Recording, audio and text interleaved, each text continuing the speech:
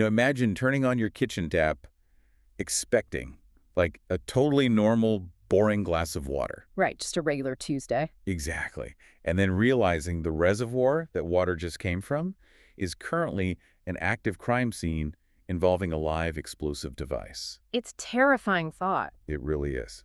Well, welcome to the deep dive. But before we plunge into the murky waters of American infrastructure, I do want to enthusiastically ask you to please like, subscribe, follow, and turn on that notification bell to support the show. Yeah, it's really the best way to ensure we can keep bringing you these deep dive investigations. Absolutely.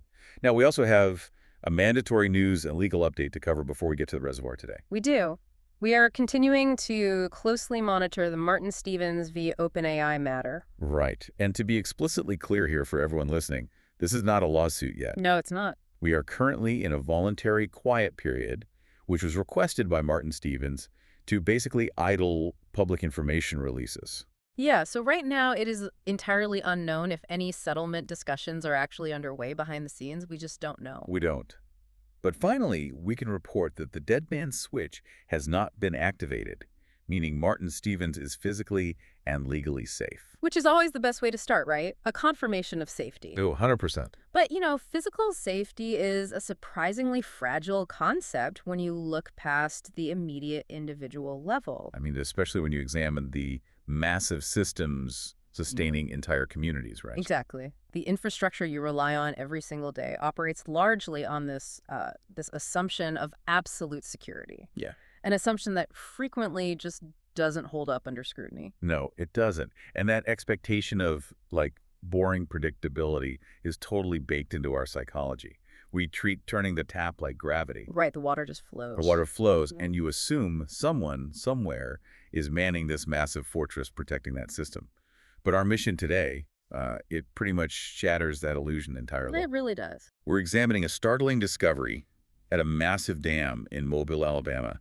We've pulled local news reports, Reddit threads, the Alabama Emergency Operations Plan, and some video commentary to unpack the discovery of an improvised explosive device, an IED, in a city's drinking supply. Which is just wild. It's nuts. And we're going to look at what it reveals about the vulnerability of the systems literally keeping our cities alive. Yeah. So the J.B. Converse Reservoir Dam, or as locals call it, Big Creek Lake. Big Creek Lake, yeah. It's a fascinating case study in how we manage massive critical assets.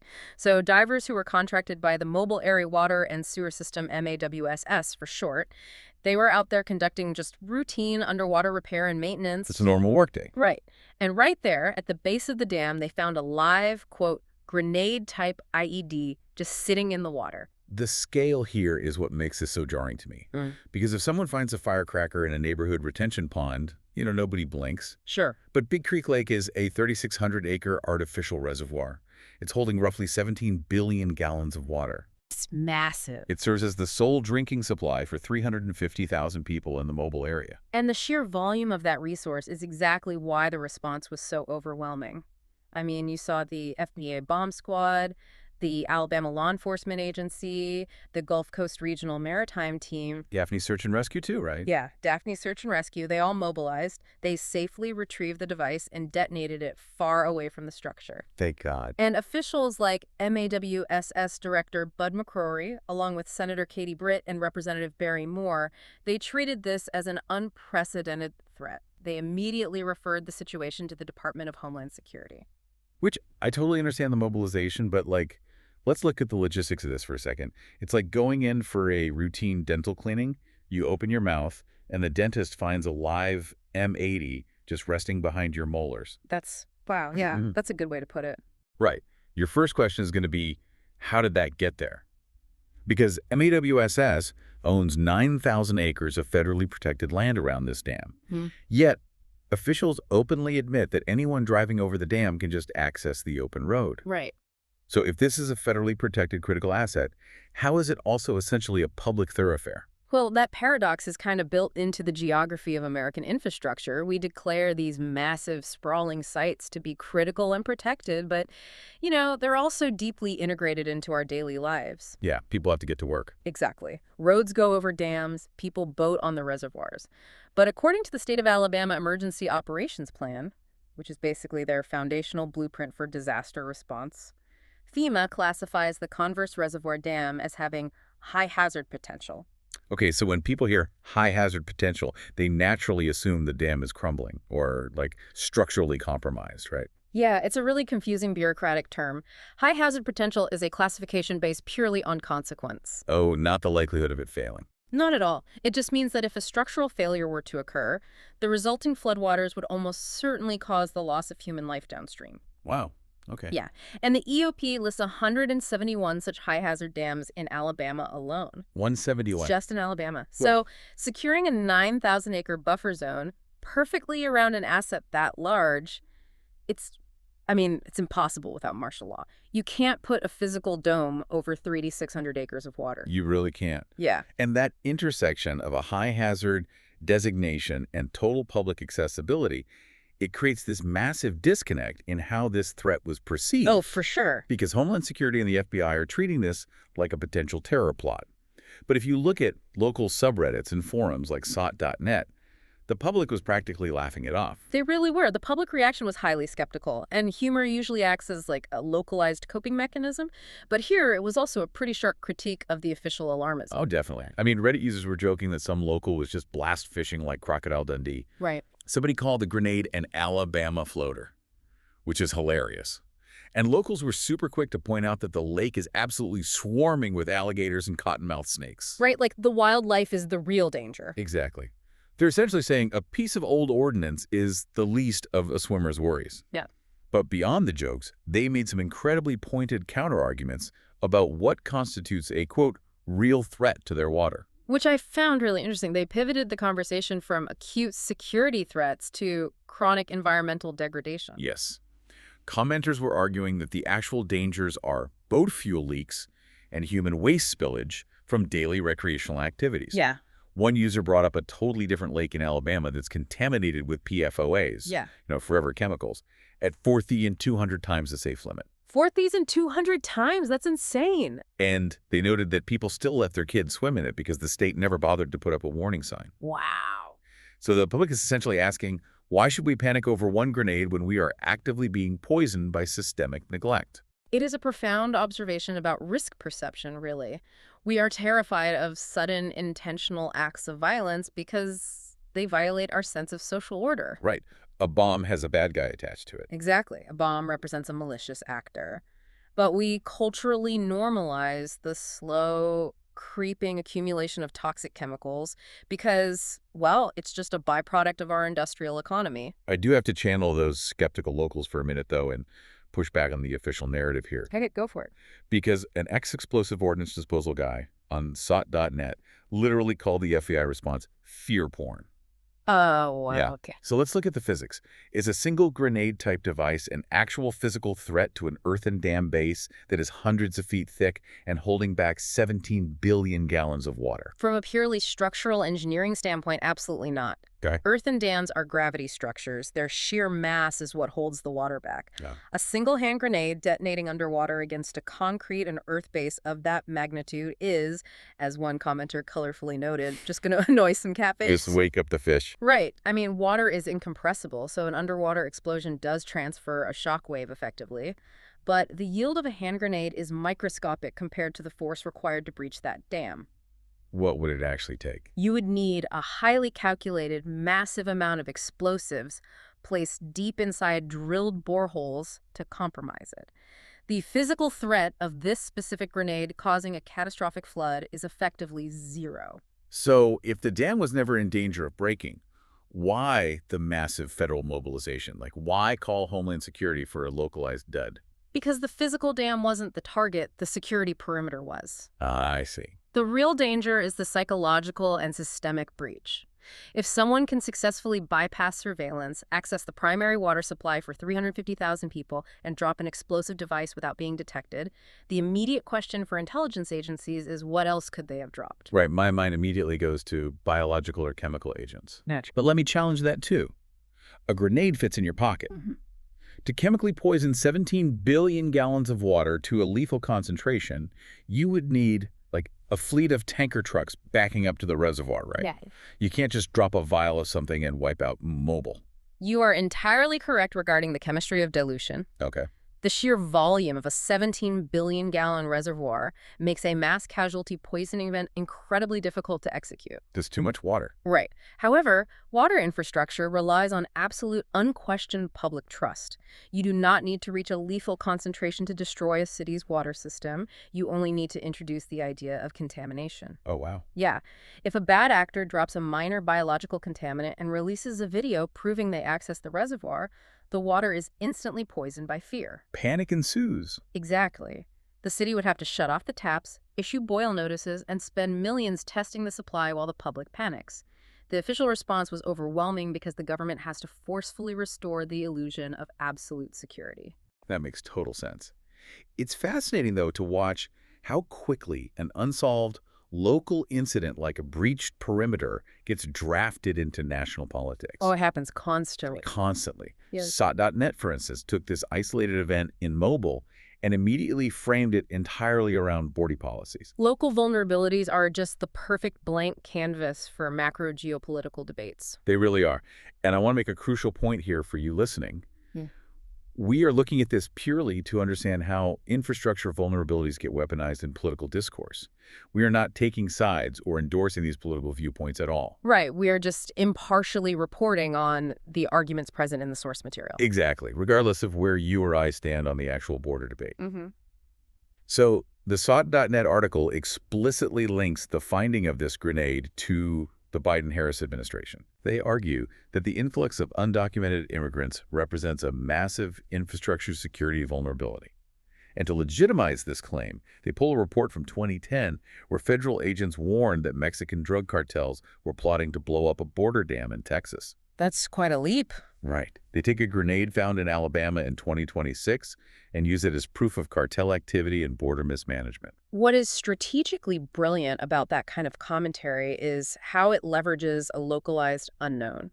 Because we don't know who did it. Exactly. Because authorities haven't identified who placed the IED, the source material can project whatever national anxiety it wants onto the event. Yeah. Whether the cartel connection is factual or a complete fabrication, the argument effectively uses the undeniable fragility of our infrastructure to amplify a specific political stance. It proves that infrastructure is no longer just concrete and steel. It is a highly volatile political battleground. But while politicians use it as a talking point, the state of Alabama still has to actually manage the physical reality on the ground. And they clearly aren't blind to these systemic risks. Far from it. The Alabama Emergency Operations Plan shows a hyper-awareness of their vulnerabilities. Really? Oh, yeah. The EOP outlines massive, complex protocols. They have an entire section, Emergency Support Function Number 10, or ESF-10, dedicated specifically to hazardous materials response. But, I mean, planning for a chemical spill from a flipped semi-truck on I-65 is vastly different than securing 9,000 acres of open water against intentional sabotage. How do they actually plan for that? Well, ESF-10 isn't just about traffic accidents. It details the interagency coordination required for chemical, biological, and radiological threats to public water systems. Oh, so they do plan for it. Yes. It mandates how state environmental agencies coordinate with local water boards to isolate intake valves and deploy alternative drinking water supplies. That's pretty comprehensive. They also have highly detailed evacuation protocols, like the I-65 lane reversal plan, to move populations away from compromised zones. The state knows their infrastructure is a weak point, which is why their reactive plans are so meticulously detailed. The irony of how they manage Big Creek Lake is just wild to me, though. How so? Well, this same Converse Reservoir was actually closed to the public in early 2025 due to a massive community lawsuit over invasive species. You're kidding. No. They shut down access to protect the drinking water supply from apple snails and certain types of invasive vegetation. Snails? Snails. They eventually reopened it with restricted boat rentals. So the state spent a year agonizing over biological invasions from snails, and a year later, diverse pull a literal military-style explosive out of the water. Talk about an invasive element. Seriously. It perfectly highlights the chaotic, unpredictable nature of infrastructure management. You allocate your budget to fight the biological invasion of a mollusk, and you get blindsided by an explosive device. It's absurd. You prepare for what you can see, and the invisible threats slip right past you. That concept of invisible threats and resource management, it bridges us perfectly from this sudden explosive panic in Alabama to a slow-moving systemic collapse happening just a few states over. Yeah, in Texas. Because political gridlock and reactive management don't just leave our perimeters vulnerable, they are actively starving cities of the water itself. Yeah, if the IED in Mobile is the acute security threat, what is happening in Texas is the chronic terminal illness of our water systems. Exactly. So we reviewed a YouTube news breakdown by Patrick Humphrey detailing a level 1 water emergency happening right now in Corpus Christi, Texas. Oh. And the details are just staggering. They are enforcing incredibly strict water rationing. A typical household's baseline allotment of 8,000 gallons a month is being slashed by 25%. That's a huge cut. Residents are now restricted to 6,000 gallons a month. And to put that 6,000-gallon limit into perspective, that breaks down to roughly 200 gallons a day for an entire family. Which sounds like a lot until you start doing the math. Exactly. When you factor in basic sanitation, flushing toilets, cooking, and hydration for a household of 4 or 5 people, that buffer disappears almost instantly. And the host of the video noted that if you go over that 6,000-gallon limit, the city penalizes you. Of course they do. They initially proposed $500 citations, which they thankfully scrapped, but they are still applying surcharges. What kind of surcharges? $4 to $8 for every 1,000 gallons you go over your allotment. You are essentially being fined for existing. This is the harsh reality of profound water scarcity. The watersheds feeding Corpus Christi and large swaths of Texas generally are enduring exceptional or extreme drought conditions right now. It's really bad. The rivers and surface creeks that feed their lower basin are physically drying up. The water simply isn't there to distribute. But what makes this so frustrating to watch, and the video host really hammers this point home, is the undeniable management failure behind the shortage. Oh, absolutely. Corpus Christi is a coastal city. It sits right on the Gulf of Mexico. They have an infinite, unending supply of salt water literally lapping at their doorstep. Right there. The city had plans to build desalination plants to convert that ocean water into drinking water, but they abandoned those plans due to cost concerns and political pushback. Yeah, and to be fair, desalination, specifically reverse osmosis, it's incredibly energy intensive and expensive to build. Sure. It requires pushing salt water through microscopic membranes at incredibly high pressures. But the alternative to that financial investment is exactly what we're seeing, a city rationing its survival. And because they refuse to invest in proactive desalination, we are seeing these desperate, totally unsustainable tactics. Yeah. The video mentioned that in places like Oklahoma, which is facing similar drought pressures, authorities are actually drilling deep wells to pump groundwater up to the surface just to fill drying surface creeks. From a hydrological perspective, that is a staggering and terrifying detail. I need you to explain the mechanics of that, because to a layman, it sounds like absolute madness. You're just moving water from point A to point B. Right. How does pumping an aquifer to fill a creek actually work, and why is it so dangerous? Well, surface water like creeks and rivers and underground aquifers are not isolated systems. They are deeply connected. In a healthy hydrological cycle, groundwater slowly feeds into surface streams, or surface water slowly percolates down to recharge the aquifers. So they balance each other out. Exactly. So when a drought dries up a creek, the natural system is already in deficit. If you drill a well and pump water from a deep, ancient aquifer just to artificially inflate a dry surface creek bed, you are forcefully extracting a reserve that took thousands of years to accumulate. Wow. And you're exposing it to rapid evaporation on the surface. You basically create a localized vacuum underground. That sounds bad. It is. Eventually, that vacuum either pulls the remaining surface water back down, or it collapses the aquifer entirely, permanently destroying its capacity to hold water. It is a hydrological death spiral. A death spiral. I mean, it's the environmental equivalent of taking out a high-interest payday loan just to cover your monthly mortgage. That's exactly what it is. You are creating a temporary illusion of stability for the people looking at the creek, but you are irreversibly robbing your own future to do it.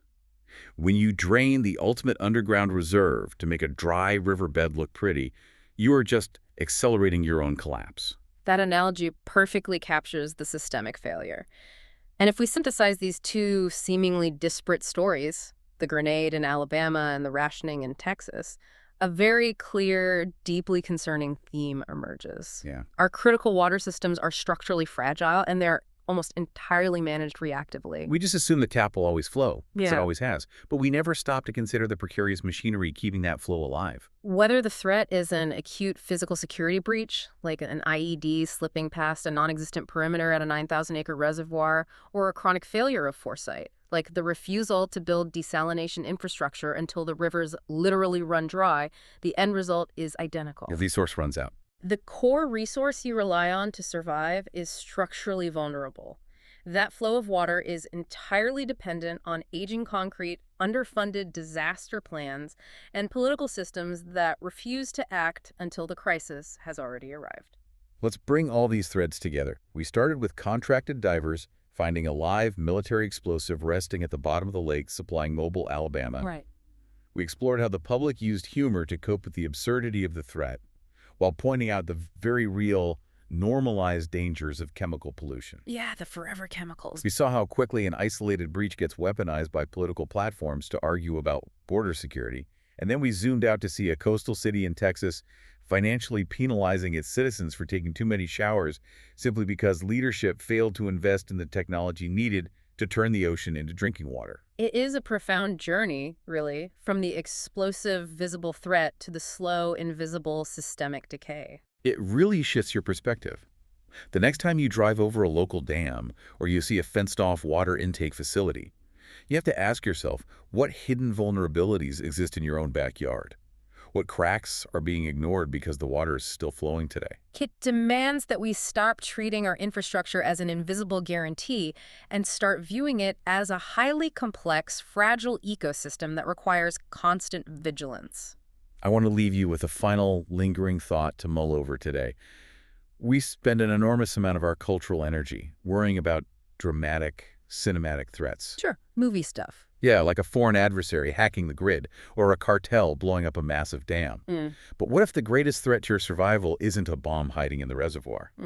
What if the true danger is the slow, silent decay of the subterranean pipes bringing that water into your home and a society that simply forgot how to maintain them before they burst? The muddy waters of infrastructure, indeed. Before we sign off, I want to enthusiastically ask you one more time to please like, subscribe, follow, and turn the notification bell. It truly is the best way to support the show and ensure you never miss an investigation. Until next time, keep questioning what's beneath the surface.